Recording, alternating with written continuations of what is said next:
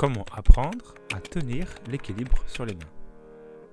Dans cette vidéo, je vais te montrer 4 étapes d'entraînement pour que à terme, tu puisses toi aussi tenir sur tes mains. Si je me mets à ta place, tu as peut-être certainement déjà vu un paquet de vidéos sur YouTube qui t'expliquent comment faire un handstand, l'alignement, la bonne technique, etc.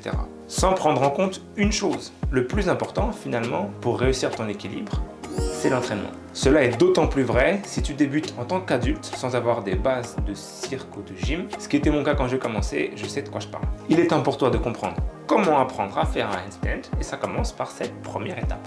Étape 1, comprendre comment ça marche. Très rapidement, le handstand, c'est quoi? On a la tête en bas, tout ça, mais ce qui compte vraiment, c'est que ce sont nos mains qui nous équilibrent à la place de nos pieds. Nos mains font le travail que nos pieds normalement font. Il est donc pertinent d'aller voir du côté de ses pieds pour comprendre ce que nos mains devraient faire. Debout, statique, nos pieds font deux choses pour nous équilibrer. Appuyer dans le sol avec les orteils pour nous redresser vers les talons et appuyer dans le sol avec les talons pour nous avancer vers les orteils. Tu peux vérifier ça par toi-même, mais sache que tes pieds sont devenus tellement bons à t'équilibrer que tu vas certainement devoir trouver soit un support instable, soit le faire les yeux fermés pour pouvoir vraiment les observer et les sentir bosser. Si toi aussi tu as la chance d'avoir une partenaire, elle sera certainement très contente de t'aider aussi. On peut aussi très facilement observer comment notre corps réagit lorsque nos pieds sont battus. Pour faire simple, quand tu es debout, ce sont tes hanches qui vont t'aider à t'équilibrer, et quand tes pieds sont battus, sur tes mains, ça sera plutôt tes épaules qui vont pouvoir avoir ce rôle-là. Par exemple, si tu tombes vers l'avant, alors tu vas devoir pousser tes fesses et ton bassin vers l'arrière pour maintenir ton équilibre. Là, je perds l'équilibre vers mes doigts, du coup j'ouvre les épaules, ce qui me permet de garder mon centre de gravité au-dessus de mes mains. A l'inverse, si tu commences à perdre l'équilibre vers tes talons, tu vas devoir pousser ton bassin, tes fesses vers l'avant pour te sauver. Et là, je tombe dans les paumes, du coup je pousse mes épaules loin vers l'avant rapidement, ce qui me permet aussi de garder mon centre de gravité. Je peux tranquillement essayer de retrouver mon alignement. Le problème que je rencontre souvent chez certaines personnes, c'est qu'elles n'essayent même pas d'utiliser leurs mains comme premier rempart de l'équilibre. Si tu veux un jour pouvoir faire des figures et avoir une certaine grâce quand tu es sur tes mains, tu vas devoir être quasiment aussi bon avec tes mains que tu l'es avec tes pieds. Ok, c'est tout ce qu'il fallait que tu comprennes bien pour cette première étape, donc tu peux dès à présent passer à l'étape 2. Étape 2, pouvoir aller à la verticale. Tu sais peut-être déjà te mettre la tête en bas avec un mur comme support. Si c'est le cas et que tu es à l'aise ce faisant, tu peux chiller jusqu'à l'étape 3 qui arrive juste après dans la vidéo. Mais je sais que le simple fait d'aller la tête en bas pose problème à de nombreuses personnes. Peut-être un quart de mes élèves rencontrent ce problème et il faut qu'ils bossent quelques semaines voire quelques mois avant d'enfin arriver à se lancer la tête en bas. Si toi aussi tu as du mal à aller à la verticale, voici quelques conseils. D'abord, tu dois choisir une montée. Au choix. Moi je te conseille le kick-up car c'est souvent la montée la plus simple pour la plupart des pratiquants d'après mon expérience. Maintenant, tu dois comprendre pourquoi tu n'arrives pas à aller à la verticale et ça peut s'expliquer par 4 facteurs. Le manque de souplesse, le manque de force, le manque de technique et la peur. D'abord, si tu es concerné par un manque de souplesse dans les hanches, ça va t'obliger à poser tes mains loin lorsque tu fais ton kick-up. Ta jambe qui kick, tu ne pourras pas l'amener haut dans le ciel et tu ne pourras pas utiliser toute l'amplitude de ta jambe avant pour pousser. Si tu te reconnais là-dedans, dans ta pratique, tu dois inclure des étirements au niveau de tes hanches, que ce soit en flexion et en extension. Ça doit être ta priorité. Maintenant, au niveau de la force. Le manque de force dans les épaules, surtout, peut entraîner un manque de confiance dans la capacité à venir supporter son poids avec ses bras. Si tu te sens concerné, alors ta priorité à toi, c'est de venir renforcer tes épaules, bras tendus, bras fléchis, pour te permettre d'avoir une plus grosse marge de manœuvre sur les bras, ainsi que pour avoir la confiance d'aller à la verticale. Ensuite, le manque de technique. Tu peux bien posséder toutes les qualités physiques du monde, si tu fais n'importe quoi, tu ne monteras pas. La technique d'un bon kick-up, ça prend relativement facilement. Elle demande un peu de coordination, un peu de timing. Prends le temps de l'apprendre.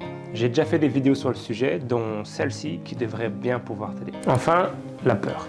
La peur de te mettre la tête en bas, d'aller à la verticale, de tomber à la renverse, de te faire mal. Cette peur, elle peut être aussi bien consciente que inconsciente, et c'est souvent là le problème. Elle paralyse le corps et l'empêche tout bonnement d'aller à la verticale. Si tu penses que c'est la peur qui te limite et qui t'empêche de monter, alors là aussi tu dois t'entraîner en conséquence. Et ce que je t'invite à faire, c'est bosser tes mini sorties en roue pour commencer. Et évoluer vers les sorties en roue complètes à mesure que ta confiance augmente et que ta peur diminue. Le simple fait d'apprendre ces mini sorties en roue et ces sorties en roue peut suffire à faire disparaître ta peur. Pour ça, tu dois la rendre automatique et à force d'expériences positives, la peur peut disparaître. Dès que tu as compris pourquoi tu n'arrives pas à monter à la verticale, Entraîne-toi en conséquence et fais de cette montée ta priorité jusqu'à ce que tu puisses aller contre le mur confortablement à chaque tentative. Cela t'ouvrira alors les portes de l'étape 3. Étape 3. S'habituer à la verticale. Cette étape est souvent négligée, pourtant elle va énormément t'aider à progresser et elle va t'enlever la pression de t'équilibrer tout de suite. Ici le but c'est simplement de passer du temps, la tête en bas, avec ton allié le plus précieux, le mur. Je sais que tu ne pourras pas t'empêcher d'essayer de t'équilibrer de temps en temps, mais pense bien que ce qui va t'aider à progresser, c'est le fait de rester à la verticale un certain temps pour développer tous les points suivants. Tout d'abord, tu dois apprendre et prendre l'habitude de respirer la tête en bas. Au début, on a tous tendance à bloquer la respiration et d'un coup, tout lâcher, ce qui nous fait bien souvent perdre l'équilibre. Si dès le début, tu prends cette habitude de respirer avec des petites respirations tranquilles, peu profondes, ça va vraiment rendre toute ta pratique d'équilibre bien plus agréable pour la suite. Ensuite, point très important, tu dois apprendre à t'agrandir quand tu es sur tes mains. Tendre les bras, repousser le sol, tendre les jambes. Je ne parle pas encore vraiment d'alignement, même si ça va y mener, mais simplement de prendre l'habitude de t'agrandir le plus possible, ce qui va t'aider plus tard pour t'équilibrer. Ensuite, tu dois apprendre à contrôler ton bassin lorsque tu es la tête en bas. Au début, tu seras complètement perdu, mais ça vient assez vite. Tu dois pouvoir le bouger en rétroversion, en intéversion, et sentir où est-ce qu'il est, sentir qu'est-ce qu'il fait à chaque instant. Ce qui va vraiment t'aider pour t'équilibrer plus tard, c'est ta capacité à le maintenir en rétroversion, ce qui va stabiliser en fait ton bassin et tes jambes, donc rendre l'équilibre plus facile. C'est pas fini, tu dois encore apprendre à placer ton regard et placer ta nuque. Tu veux que ton regard soit placé à peu près sur la ligne de tes pouces. Cette étape-là doit te permettre de commencer à te sentir confortable dans cette position-là. Et plus tard, pouvoir regarder tes mains, ça va aussi t'aider à t'équilibrer. Si tu n'es pas capable de regarder entre tes pouces à l'heure actuelle, c'est certainement qu'il y a un problème dans ton placement qu'il va falloir travailler. Enfin, dernier point important de cette étape-là, tu vas évidemment construire de la force et de l'endurance sur tes mains. Au début, peut-être que 10-15 secondes, ce sera difficile pour toi. À la fin de cette étape, tu dois pouvoir te rapprocher des 1 minute sans trop de soucis. Si tu as suffisamment de patience pour aller jusque-là, tous les bénéfices que tu vas pouvoir tirer seront énormes. Bien entendu, cette base de force et d'endurance, ça va aussi t'aider pour plus tard à t'équilibrer. Cette troisième étape va sans doute aussi révéler chez toi des points faibles pour tenir la position confortablement. Par exemple, est-ce que tu manques de force dans tes épaules? Est-ce que tu manques de souplesse? Est-ce que tu as mal au poignet dès que tu viens mettre du poids dessus? Si jamais tu identifies une faiblesse, alors tu dois faire en sorte que dans tes entraînements, tu viennes bosser dessus en priorité. Lorsque tu arrives à tenir 1 minute à peu près contre le mur confortablement, alors tu es prêt pour passer à la quatrième et dernière étape. Étape 4. Apprendre à s'équilibrer. Enfin. Je ne veux pas rentrer trop dans les détails pour te donner que l'essentiel à savoir. Voici 3 progressions qui vont te permettre progressivement d'entraîner ton équilibre sur les mains. Ces progressions ne seront que pleinement efficaces que si tu as au préalable entraîné les étapes précédentes de la vidéo. Le but de la progression 1, c'est de sentir que le simple fait de pousser dans le sol avec tes doigts peut te faire décoller du mur, comme cela. Je pousse dans mes doigts et ça me fait décoller du mur. Pour que ça marche, les 2 points clés les plus importants, c'est de pousser dans le sol à fond et ta rétroversion du bassin. Mais tout ça, heureusement que tu les as travaillés lors de l'étape 3.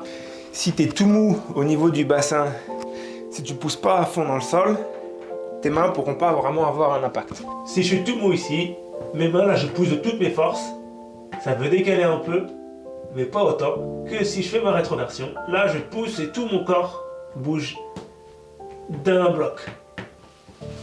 Ici, c'est possible que tu te rendes compte que tu manques tout simplement de force dans tes poignets, dans tes doigts, pour pousser suffisamment fort dans le sol afin de décoller du mur. Si c'est le cas, comme d'habitude, tu prends ça en compte et tu intègres en priorité le renforcement de tes poignets dans tes entraînements.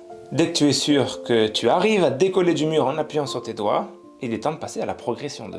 Les battements.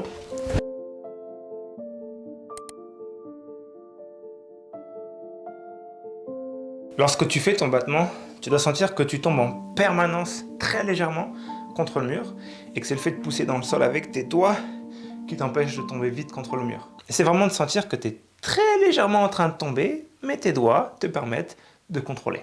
Si tu arrives à faire ça, ça va te permettre de faire des séries qui sont beaucoup plus longues parce que tu n'auras pas de risque de tomber dans tes paumes ou moins. Ça va aussi et surtout te permettre de renforcer tes poignets, ce que tu vas avoir besoin de faire pour à terme tenir confortablement sur tes mains. Lorsque tu arrives à faire une dizaine de battements avec régularité, mais surtout un bon ressenti technique, alors tu es prêt pour passer à la progression 3, le flirt.